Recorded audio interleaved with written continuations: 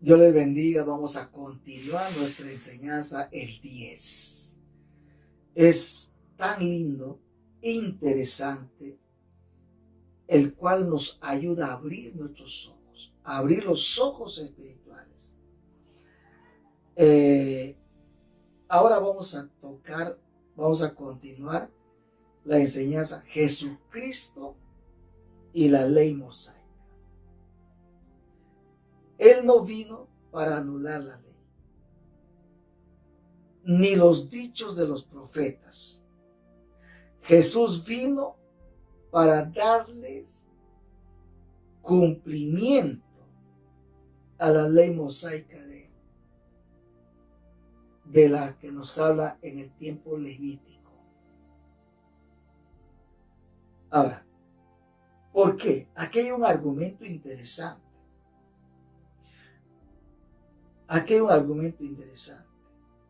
Pero vamos a Mateo capítulo 5, versículo 17.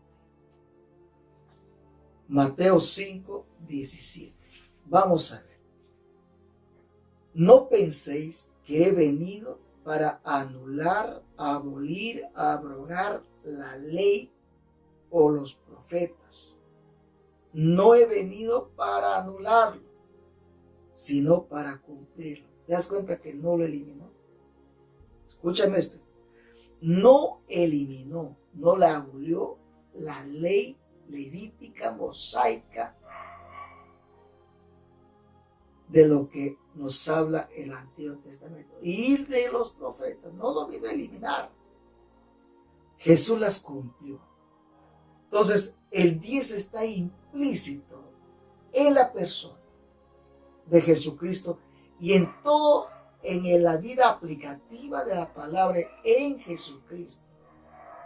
Reitero, por eso es que Jesucristo nunca atacó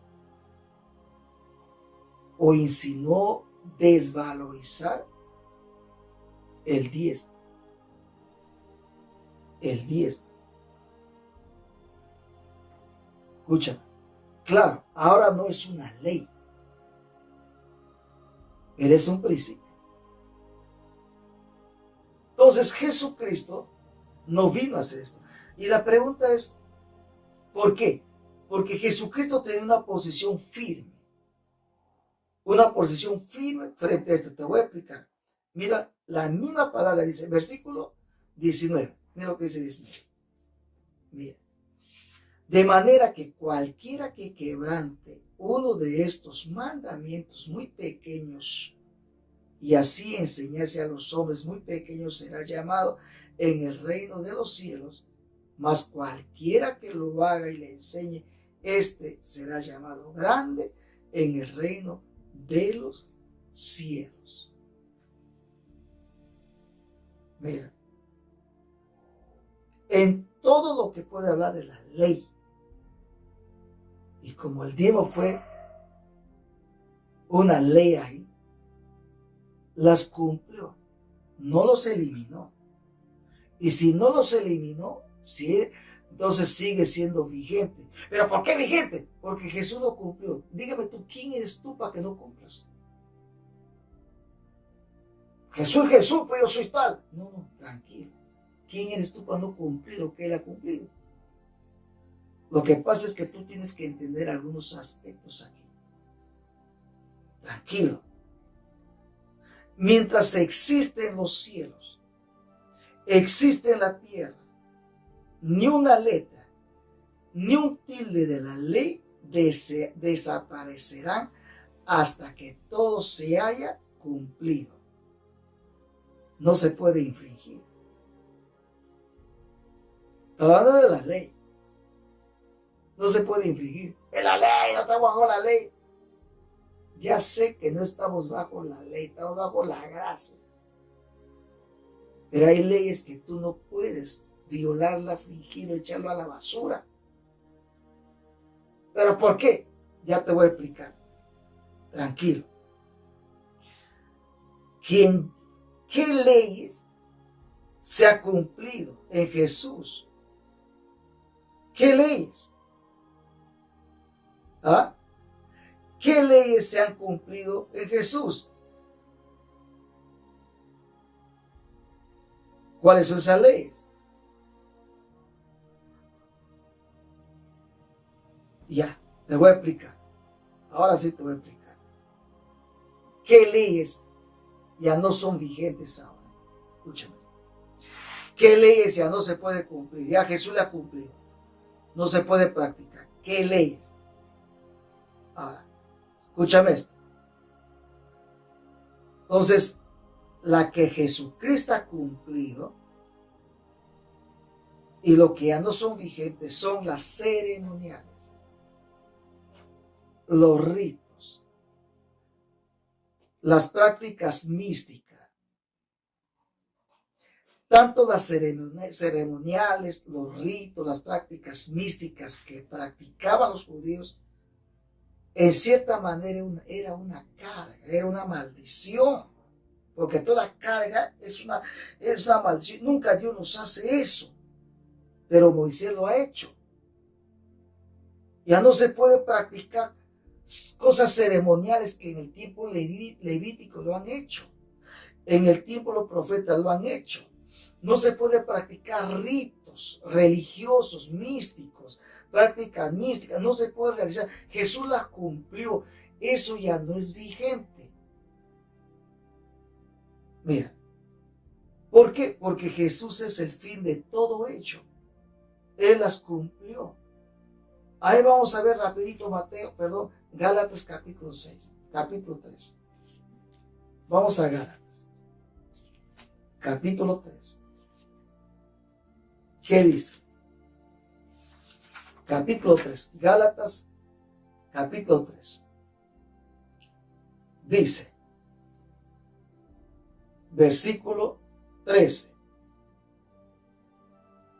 Cristo nos redimió de la maldición de la ley, hecho por nosotros maldición, porque está escrito, maldito todo el que es colgado de un madero. Bueno, no estoy en el tema de la ley, porque es otro tema. Lo que quiero hacer resaltar es que cuando la gente critica, rechaza, desprecia, le hace bronca al 10, dicen que Jesús no habló, no tiene que ver, ya caducó, ya se eliminó. No se eliminó. Por eso estoy enseñándote, hablando de este punto.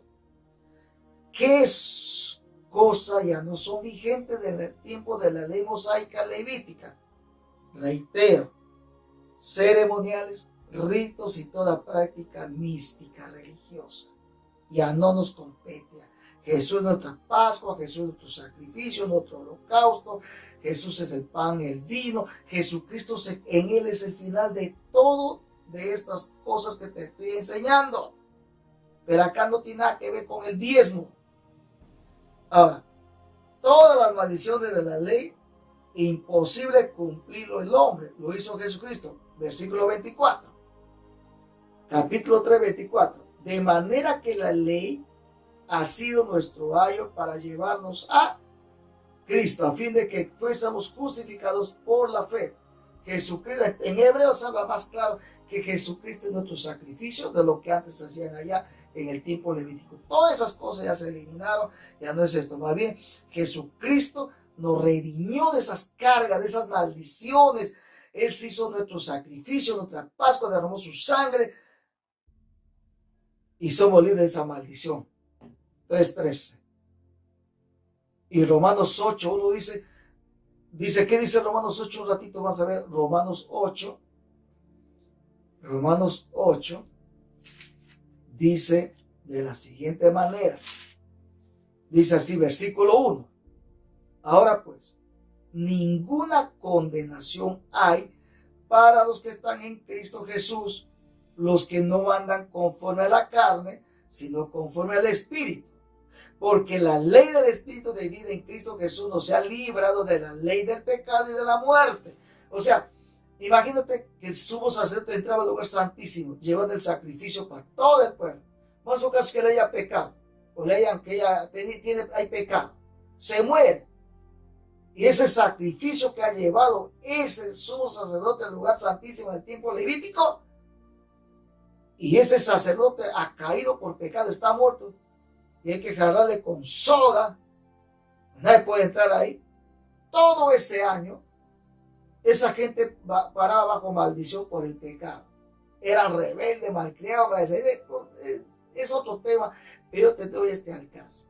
Pues es que el diezmo ahí no tiene nada que ver en el sentido con la ley, como si el diezmo es algo que te va a hacer mucho daño. No, no, no, no, no. El problema no está ni en la ley, menos en el diezmo, está en ti. Ahora, mira lo que dice. Ahora, entonces, Jesucristo no vino a eliminar la ley. Ahora, vamos otra vez a Mateo 5. Mateo 5. Mateo 5. Dice así. No penséis que he venido para abolir la ley o los profetas. No he venido para anularlo, sino para cumplirlo. Porque de cierto os digo que hasta que pasen los cielos y la tierra, ni una jota, ni un tilde pasará de la ley hasta que todo se haya cumplido. ¿Te das cuenta? O sea, Jesús la cumplió. Y la pregunta es, pastor, ¿pero dónde está el diezmo? ¿Dónde está el diezmo? ¿Dónde está? Ahora, la que sigue siendo vigente es la ley moral y la ley universal. Así como es. La ley moral y la ley universal. Ambas cosas en la aplicación de la vida cristiana es lo mismo. Tanto ley universal y ley moral. Eso no se ha eliminado y sigue siendo vigente. Vigente. Esta ley universal y esta ley moral te toca a ti y a mí practicarlo. Ahora, es una sola, tanto la universal y la moral, es una sola, pero tiene diferentes términos, universal y moral. Universal porque es un principio universal, el diezmo es un principio universal y el diezmo es una ley moral. ¿Cómo? Tiene que ver con la moral del hombre. Tiene que ver con tu moral. ¿Por qué? Porque el diezmo, el dinero, es un elemento amoral, no tiene moral. Ahora, en otras palabras, en la ley moral está incluido el área económica, está incluido las primicias, escúchame, las primicias, el voto, y están las ofrendas. O sea, siguen siendo vigentes porque tiene que ver con la moral. ¿Entienden? El dinero no depende de ti. Perdón, el dinero depende de ti y no debes depender tú de él. El dinero depende de ti. ¿Cómo lo vas a usar a él? ¿Cómo le vas a administrarlo a él? O sea, el dinero. Ahora, ¿qué dice Pablo? Pablo dice, todos los males, los que sufren traspaso de dolores, caídas en una manera bochornosa, todos los que padecen desgracia, es no por la culpa del dinero, sino por el amor que esta gente tiene al dinero, amor al dinero, al Dios Mamón. El amor al dinero, pues, es que sin ella tú no eres feliz. Sin ella no duermes. Sin ella no vives tranquilo. O sea, esta gente que tienen amor al dinero, viven en el eje del dinero. Ellos son manipulados, flagelados y manejados y controlados por el dinero. Y a su vez ellos hacen igualito como el dinero los hace. No es que el dinero pues tenga boca, tenga sentido. No, es un material, material. No tiene moral. Por eso que el dinero depende de ti. Entonces, el amor al dinero es lo malo. Y produce males. Todo lo malo que pases por amor al dinero, todo lo que sucede, todo lo malo por eso, sufre el hombre. Entonces, esto quiero que tú entiendas, escúchame. En el área económica, en el área de finanzas, Jesucristo nunca lo ha eliminado. Porque tiene que ver con la ley moral, en tu vida moral. Ahora, por tanto, el reino, la iglesia de Jesucristo, mientras está en la tierra, se autofinanza. Se autofinanza por las ofrendas, por los diezmos, por las primicias, por los votos, o por ofrendas de amor, o como lo llaman, su siembra. O sea, se autofinanza. Entonces tiene que ver con la ley moral. Ahora, quiero hacerte entender algo. Voy a reiterar, voy a repetir. Lo que a mí me interesa es que tú lo captes, lo aprendas y le pongas en práctica. Mira, mientras tanto que la iglesia, el reino de Dios en la tierra, escúchame esto, mientras está en la tierra, se autofinanza. Se autofinanza. ¿Cómo? Voy a reiterar, las ofrendas, los diezmos, primicias, votos, siembras, ofrendas de amor. O sea, se autofinanza. La iglesia de Jesucristo no depende de los bancos, no depende de los presidentes municipales, aunque hay gente en ministerio que están dependiendo y aún los llaman. Pero la iglesia de Jesucristo no depende de eso. Bíblicamente no, se va a enredar mañana más tarde. Así como te ha ayudado a ti, ahora tienes que devolverme esto, tienes que darme tu voto, tienes que hacer esto, un montón de cosas. Es un poquito comprometedora con mi fe y mi vida moral cristiana. Entonces mira, no depende de la municipalidad, de los alcaldes, gobernantes, de todo lo que están ahí. No depende ni de los ONGs, ni de los beneficencias, ni de los privados públicos, ayudas sociales. No depende de eso la iglesia.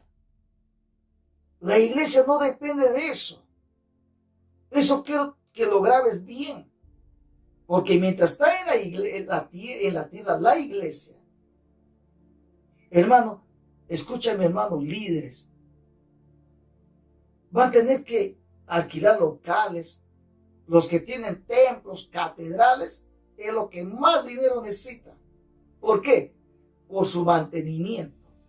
Mantener un templo, una catedral, una capilla, genera más fondo para mantenerlo, para dar mantenimiento. Es mucho más que cuando tú alquilas un local. Entonces se requiere. Tampoco el que va a trapear, va a encerar, va a lustrar ese edificio, no lo va a hacer gratis, pues hay que pagarlo, hay que darle. Aunque muchas iglesias, buen gesto, esas iglesias congregacionales que tienen su templo, algunos son templitos, templos, bueno, se organizan, tal de tocar limpieza, eso saca un espacio. Pero para hacer el mantenimiento, ¿qué? Hay que pagar agua, luz, hay que pagar otras cosas más, y áreas administrativas, todo lo que es áreas administrativas. Entonces se requiere dinero. Entonces no voy a estar, bueno, va a ser un préstamo, miren, no, pues hay que enseñar a la iglesia que aprenda no a dar limosna, sino a ofrendar, a diezmar, enseñémosles a hacer voto, así como enseña la palabra, a dar sus primicias, a dar su siembra, una ofrenda. Hay que enseñarlo Hay que enseñarlos. Si en el mundo han gastado en cerveza, en mujeres, en drogas y un montón de cosas. Entonces, cómo Jesucristo va a venir a atacar lo que la iglesia, su propia iglesia en la tierra necesita? Ese levita que está ahí como pastor, aunque muchos lo critican, lo maltratan, le golpean, lo maldicen, le dicen vividor, comechado, vives a costa del lomo de esa gente. Esa gente, ¿cómo lo maltratan esos pastores? Porque desconocen y ellos son llamados devoradores. Esa gente necesita comer. Es que hay pastores que trabajan. Por eso es que nunca hacen bien su trabajo. Nunca. Dios llama a hombres imperfectos que sean pastores. Así como me llamo a mí. Entonces, ese levito, si ese pastor sabe comer, va a tener que viajar. Ni bicicleta, tiene que caminar lejos. Ay, pastor, estoy mal. Ay, tiene que caminar lejos. O sea, ¿acaso le da, sabe, pastor? Tú has gastado tu zapato, tu gasolina. Entonces, es que eso no va a tener el pastor. No se trata de eso, hermano. No se trata de eso. Quiero que tú entiendas que Jesucristo nunca ni insinuó en ningún aspecto que eso fue eliminado. No. Vuelvo a repetir. Lo que sí ya no son vigentes son todos los ritos, ceremonias, prácticas religiosas y místicos en el tiempo de los levíticos y de Moisés. Eso ya no es vigente. Pero en cuanto a la ley universal, a la ley moral, eso nunca. El ofrendar, el diezmar, el traer primicias, hacer el voto, sembrar, es parte de la ley moral, de tu responsabilidad, de mi responsabilidad. Que eso es diferente. Eso no ha cambiado. En el Nuevo Testamento no hay la palabra diezmo. En Hebreos 7 habla del diezmo. Eso no ha cambiado. Y tú tampoco no has cambiado, por eso eres renegón. Te renega, te amarga cuando te toca eso. ¿Ya? Entonces, escúchame esto. La iglesia no depende de los acopios del Estado. La iglesia de Jesucristo no depende de las donaciones del Estado o de instituciones privadas, ni de Gáritas, ni de ninguno de esas Gáritas, ni ninguno de esos estables, ni ninguno de esos parasociales o para iglesias sociales. Ninguno, no depende de eso. Dios ha establecido este sistema económico. Hay que cumplirlo. En nuestro ministerio, en la iglesia, en esta tremenda familia que tenemos, nosotros practicamos y creemos que Dios no se le ocurrió a un hombre, que Dios estableció este sistema. Estableció. Así es. Entonces, él tendrá el argumento de reprender al devorador, reprender al destructor, reprender al que destruye tu vida en todas las áreas. Cuando Dios te va a llevar de otra manera. Dios sabe cómo tratar con sus hijos. Pero, escuche bien claro esto. Vamos a Gálatas. Vamos a Hebreos 7.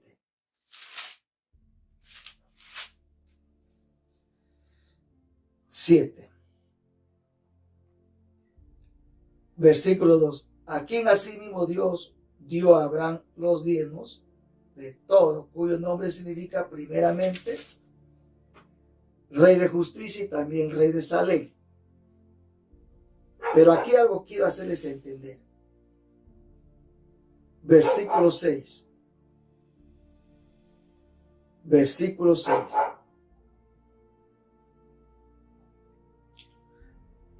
Vamos a leer desde el versículo 5. Ciertamente los que de entre los hijos de Leví reciben el sacerdocio tienen mandamiento de tomar del pueblo los 10, tienen la orden, según la ley, es decir, de sus hermanos, aunque esto también haya salido de los lomos de Abraham. Pero aquel cuya genealogía no es contada entre ellos, tomó de Abraham los diezmos y bendijo al que tenía las promesas. Acá quiero hacerte entender algo. Vamos a Malaquías. Malaquías, vamos. Aquí algo tenemos que aprender. A ver, Malaquías capítulo 3, versículo. Malaquías 3, versículo. A ver.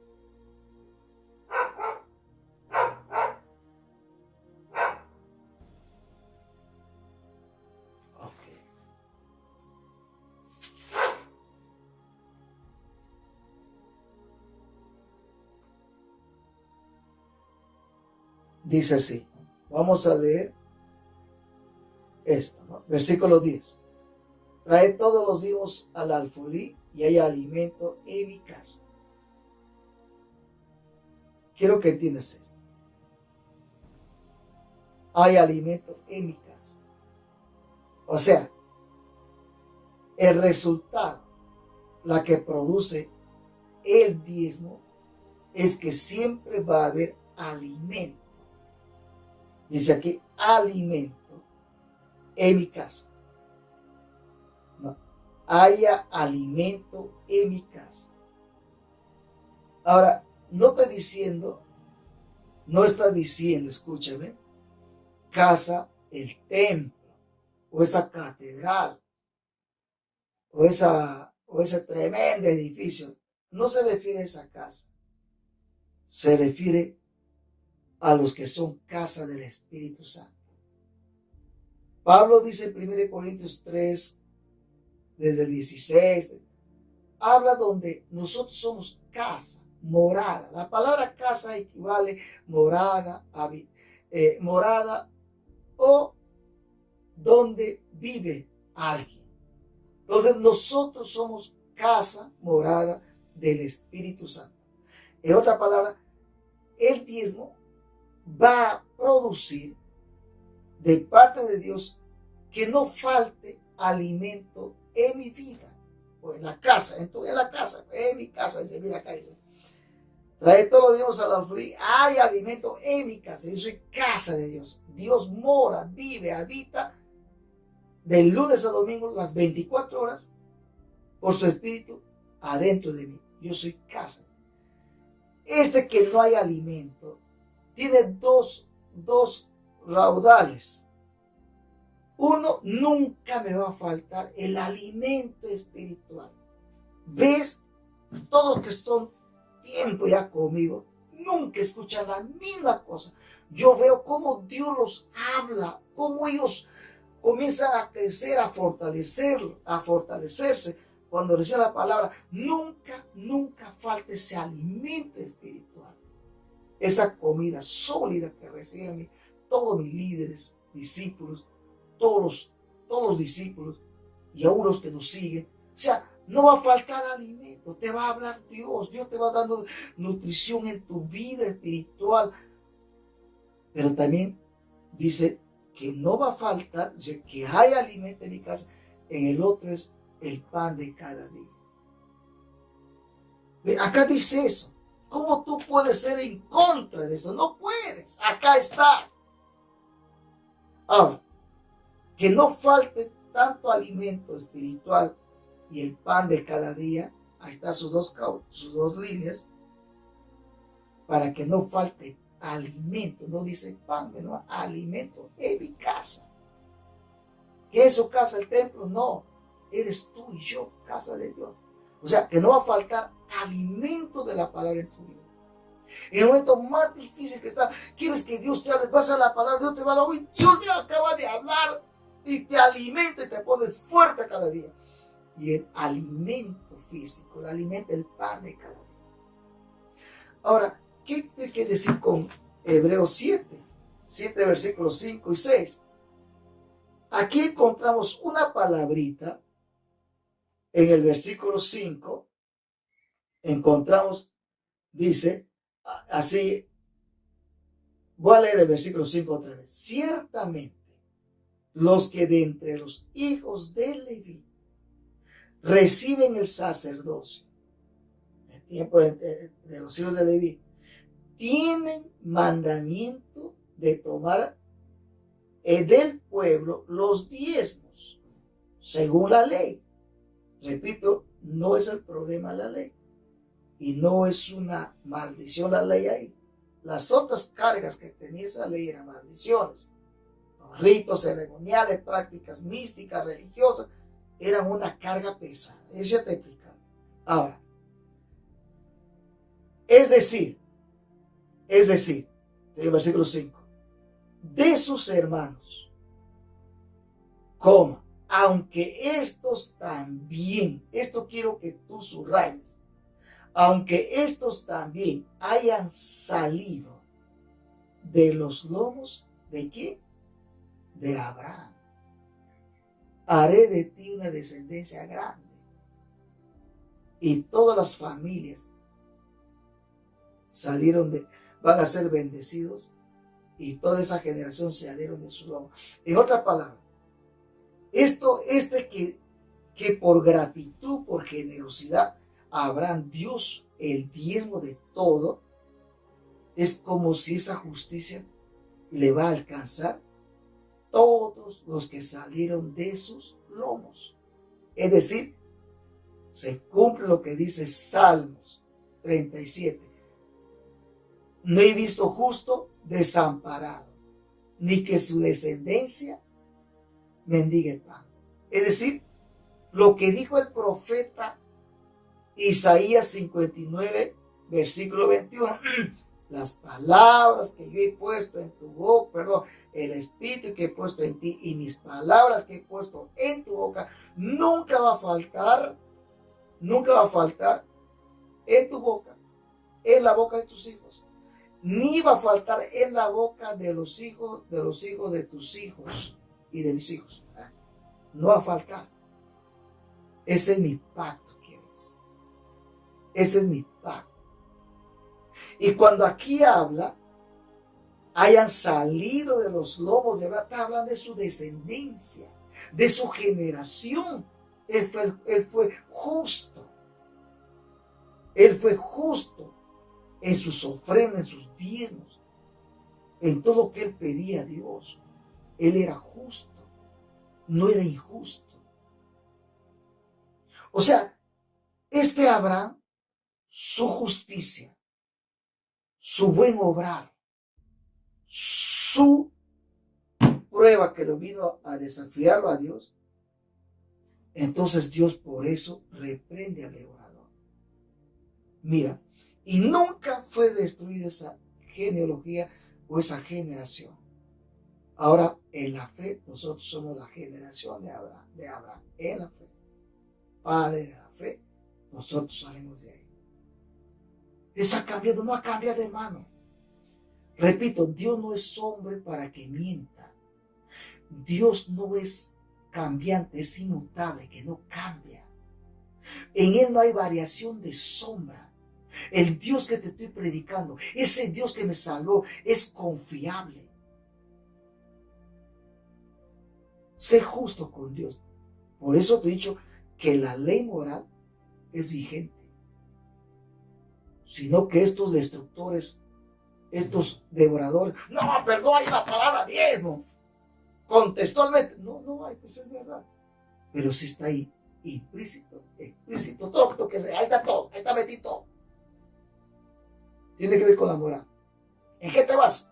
Te hago recordar de Pablo. Todos los malos, lo malo, es los que son traspasados de grandes dolores, en desgracia, es por amor al dinero. Escucha, es por amor al dinero. Ahora, mira, este con su diezmo, Abraham, en el tiempo de Melquisedec, alcanzó las promesas de Dios. El 6. Pero aquel cuya genealogía, hablemos de lomos de David, de Abraham, no es contada entre ellos, tomó de Abraham los diezmos y bendijo al que tenía las promesas. Y bendijo al que tiene la promesa. O sea, ¿dónde está la clave? ¿Dónde está? En el 10. Cuando yo traigo mi 10, yo bendigo al que tiene la promesa. Y si yo le robo, yo le maldigo al que tiene la promesa. Entienda bien claro esta cosa. Lea bien. Tomó de Abraham los 10. Tomó de Abraham. O sea, Melquisedec, Jesucristo lo tomó. Y bendijo al que tenía las promesas. Y bendijo al que tenía la promesa. O sea, este Abraham bendijo a Dios y a toda su generación. Solamente hay que escudriñar la palabra. Hay que escudriñarlo. O sea, los diezmos, toda esa generación que salió su lomo de David, de Abraham, ese diezmo fue el argumento para que Dios haga el milagro. Querida y amada iglesia, querido y amado líder, discípulos y todos que me escuchan, de cualquier país del mundo, escúchame. Aunque quizá va a ser una lucha que entre a tu lógica, el dinero, la plata, el oro, literalmente es materia. Es una materia, un elemento inerte. Sin embargo, tiene un trasfondo espiritual y moral.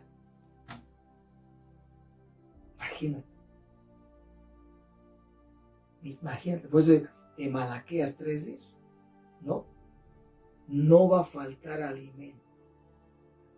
Mientras yo soy justo y mi moral es correcto en esa área, en las finanzas.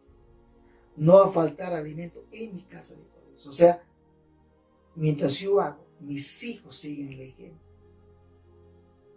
O sea, nunca ellos van a padecer. Escúchame esto. Escúchame. Qué interesante es esto. Entonces Jesucristo, tú lo tienes a Él. ¿Cómo tú puedes agradecerlo a Él? Tú lo tienes a Él, lo vas a tener todo.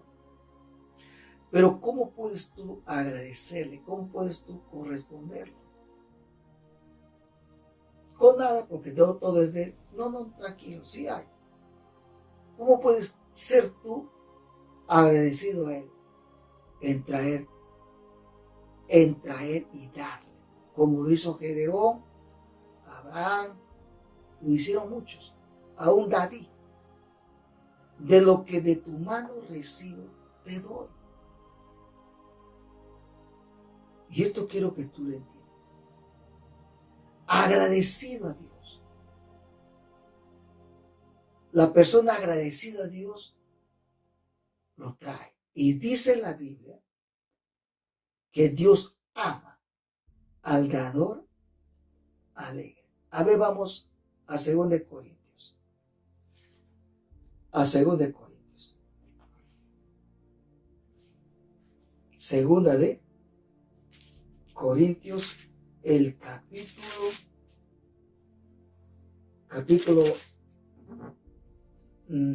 capítulo 9, versículo 7. A ver. Dice así. Cada uno dé como propuso en su corazón, no con tristeza, ni por necesidad, porque Dios ama al dador alegre. Te explico esto, te explico. Dice, llámase ofrenda, diezmo, un voto, una siembra, una ofrenda de amor. Nunca le des con tristeza. Acá tristeza, ay, no tengo ni qué comer, pero ahora tengo que sacar mi diezmo, ¿y ahora qué? No tanto se refiere a eso, es parte.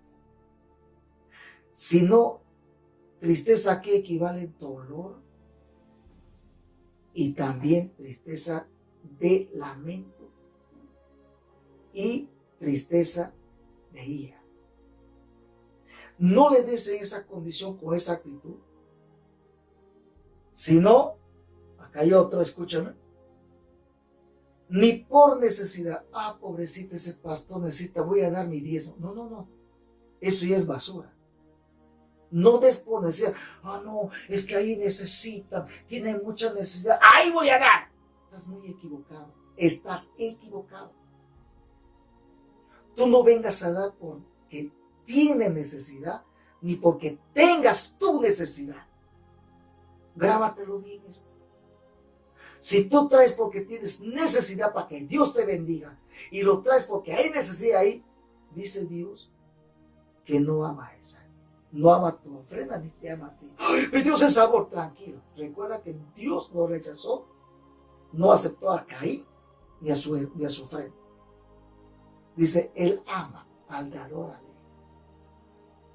En otras palabras, el problema no es en que tú vengas a dar y que tú das tu diezmo o el dinero. Ahí no está el problema. Está en que tú no disfrutas de tu salvación, del perdón, del amor, de la bondad, de la protección de Dios.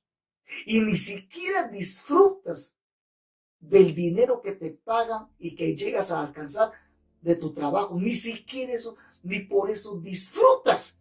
Y como no disfrutas ni eso, comienzas a dar por necesidad. Tengo una necesidad tremenda, pero voy a hacer un pacto. Y además eso no sirve. Voy a hacer esto. No sirve. Tienes que venir con alegría, saltando. Gracias, papá. Gracias por este honor y el favor que me has hecho. Señor, te vengo a bendecirte. ¡Pum! Trae tus diezmos, tus primicias, tus ofrendas, tu amor, tu voto. Eso es. Dios ama al dador alegre. Aprenda bien esta lección. Repite conmigo. Diga conmigo esta oración. Padre Celestial, perdóname mis malos pensamientos. He oído a los distribuidores, a los devoradores. Sus palabras, sus ataques contra el mismo me estaban haciendo daño. Yo te pido perdón y ahora renuncio y me deshago y la sangre de Cristo me limpia de toda esa contaminación. Hoy me arrepiento, Señor. De aquí adelante, de todo lo que me bendice, sacaré los diezmos, la ofrenda, la primicia, el voto. Te lo traigo a ti, a tu servicio, Señor. Para tu obra. En el nombre de Jesús. Amén y amén.